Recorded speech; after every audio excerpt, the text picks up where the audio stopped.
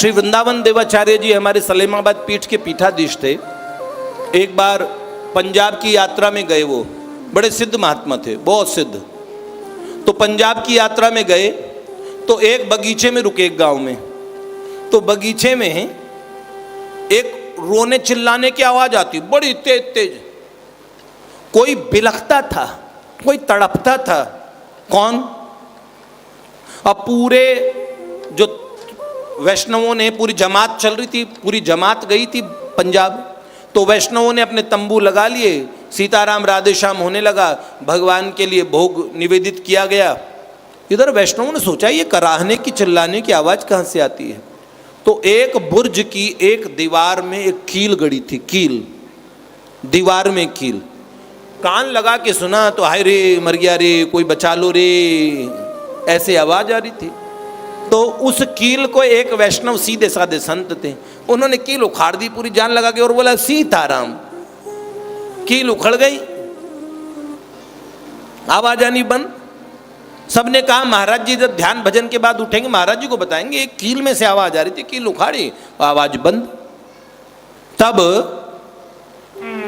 रात्रि के समय देखा एक सफेद आकृति, सफेद कपड़े पहन के एक आकृति, कभी थोड़ी देर में यहां दिखे, थोड़ी देर में यहां दिखे, और थोड़ी देर में वो भैंस का बच्चा बन जाए। जैसे गाय का बछड़ा होता है वैसे भैंस का, कई लोग तो कटड़ा बोलते हैं, यहाँ पे क्या बोलते हैं, गुजरात में पाड़ा वाड़ा बोलते होंगे। क्या बोलते हैं? भैंस के बच्चे को क्या बोलते हैं? पाड़ा बोलते हैं ना। हाँ, राजस्थान में पाड़ा कहते हैं। तो वो पाड़ा बन गया। अब पाड़ा इधर उधर भागे, दौड़ लगाए, नाक में बोले, कभी हिंदी में बात करे, कभी गुजराती में, कभी पंजाबी में। उन्होंने कहा, कुछ संत कहने लगे ये छलावा है, छलावा, भूत है, भूत, देखो भैंस का बच्चा बन के बोल रहा है। जाके दौड़े सब गुरुदेव के पास। गुरुदेव, उनका ध्यान टूटा नहीं था। गुरुदेव अनर्थ हो गया, ये कौन आ गया, कोई सुर असुर कौन है? 400-500 वर्ष पुरानी बात है। श्री वृंदावन देवाचार्य जी महाराज उठे, देखा भगदड़ मची है वैष्णवों में। एक पाड़ा थोड़ी देर में सफेद वस्त्र पहने कोई आदमी बन जाता, कभी कौन सी भाषा में बोलता, कभी इधर दिखता उधर दिखता। दौड़ मचा रखी, ये तंबू गिराया, वो तंबू गिराया। उन्हें पता लगा ये बहुत अशांत प्रेत है। प्रेत भी कई सीधे होते हैं, कई बदतमीज होते हैं। जैसे हम जिंदे थे ना वैसे हम प्रेत बनेंगे। कई लोग सीधे होते हैं ना, कई कुत्ते भी बड़े सीधे होते हैं, और कई कुत्ते बिना वजह किसी को काटते रहते हैं। ये स्वभाव होता है जानवरों में भी।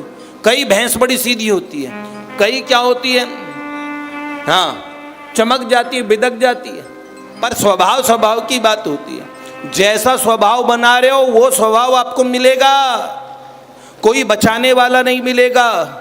धुंधकारी भूत क्यों बना? ऐसे कर्म थे। एक भगवान की कथा ने उसको तार दिया, एक भगवान की कथा ने।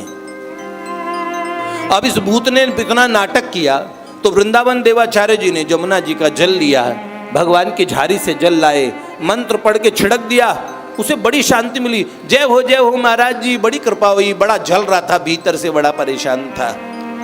तो बोला कौन हो तुम? महाराज जी यहाँ का चौकीदार था। हालांकि बगीचा तो था मालिक का, पर मैं चौकीदार होके बड़ी ऐंठ दिखाता था। जानता है ये हमारा बगीचा है, जानते हो ये हमारा बगीचा है। तो मरने के बाद हमारा बगीचा में यहीं रह गया। और पहले लोगों को कोई आम ले आते तो उसे लाठी से मारा करता था। तो ऐसे ही बगीचे में कोई भी आता मैं उसे तंग करता, बहुत तंग करता। अब भी मैं सबको तंग करता हूँ, लेकिन महाराज जी आपने बड़ा मेरे मन को शांति पहुँचाई।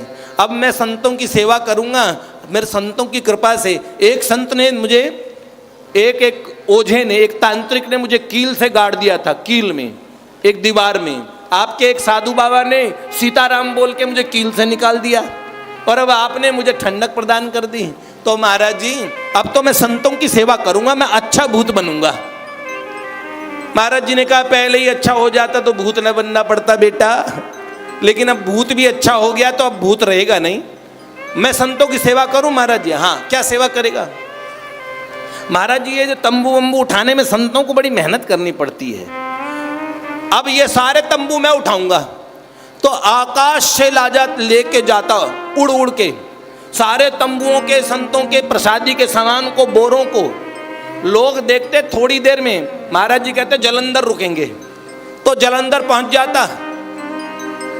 जिस जगह महाराज जी रुकते उससे पहले तंबू तान देता, उससे पहले सारी चीज बना देता, सारी व्यवस्था कर देता। इस भूत ने बड़ी सेवा की।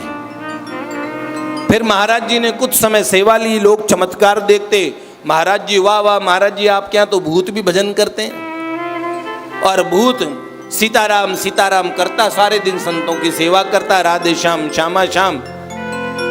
अब महाराज जी ने कहा तेरी सेवा हमने स्वीकार कर ली, अब बेटा मुक्त हो जा।